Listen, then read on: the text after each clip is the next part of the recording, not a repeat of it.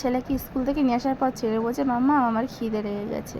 যেহেতু সকালবেলা ম্যাগি খেয়েছে আর কিচ্ছুই খাইনি, ওর জন্য বাবিনকে আগে খাইয়ে দিয়েছি ডিম ভাজা করে, খিচুড়ি করেছিলাম চাল ডাল দিয়ে প্রেশার কুকারে, ওকে খাইয়ে দিয়ে এখন আমি পটল আর আলু একটু ভাজা করে নিচ্ছি, কারণ আমার ডিম ভাজা খেতে অতটা ভালো লাগছে না গো।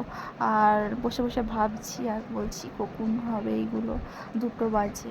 আর জানো তো আমার পটল তরকারি থেকে পটল ভাজা খেতে খুব ভালো লাগে।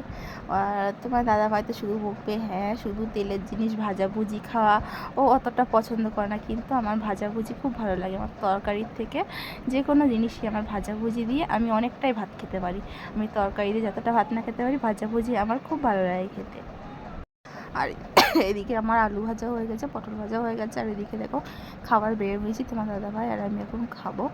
আর আর একটু আলু ভাজা পটল ভাজা রাত্রের জন্য রেখে দেবো, কারণ সবসময় রান্না খাওয়া নিয়ে থাকলে হবে না, তো ছেলের পিছনে টাইম দিতে হয়।